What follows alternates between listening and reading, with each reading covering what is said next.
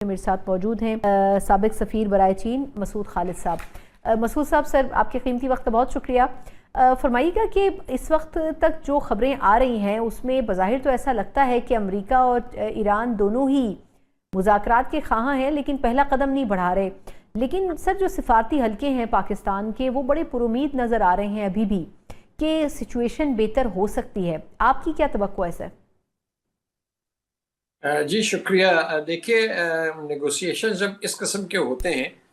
جس میں کہ ایشوز جو ہیں بہت کمپلیکیٹڈ ہیں اور لانگ اسٹینڈنگ ہیں، یعنی کہ 47-48 سال سے جو ان کے درمیان ایشوز چل رہے ہیں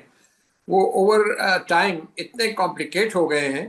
پیچیدہ ہو گئے ہیں کہ ظاہری بات ہے کہ ان کو حل کرنے میں اور ان کو ایڈریس کرنے میں ٹائم لگے گا۔ تو نیگوسیشنز میں اپس اینڈ ڈاؤنز آتے ہیں، تو یہ کوئی اتنی یعنی کہ حیرت والی بات نہیں ہے کہ اس وقت جو ہمیں ایک نظر آ رہا ہے کہ ایک تعطل سا ہے، اور جیسا کہ آپ نے خود کہا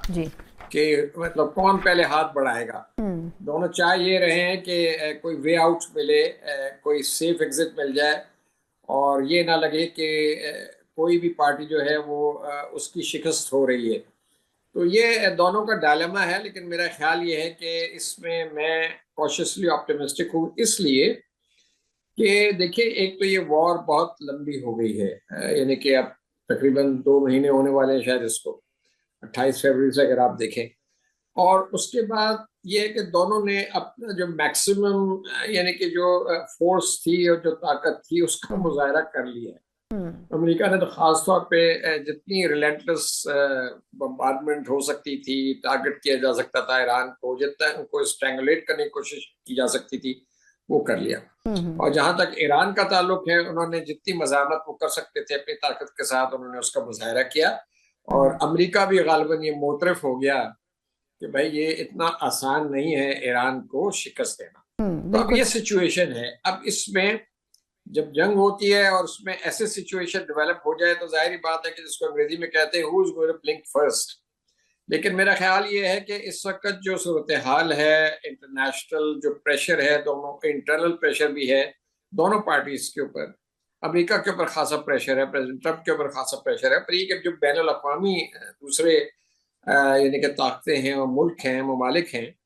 وہ بھی اب چاہ رہے ہیں کہ اب یہ سچویشن جو ہے یہ ڈی اسکلیشن کی طرف جائے اور اسٹریٹ آف ہارمز جو ہے اس کا بلاکٹ ختم ہو، ان کے درمیان بات چیت جو ہے باقاعدہ شروع ہو، دوسرے ایشوز جو ہیں اس میں یعنی کہ آگے کی طرف یہ بڑھنے کی کوشش کریں۔ تو میں یہ سمجھتا ہوں کہ عین ممکن ہے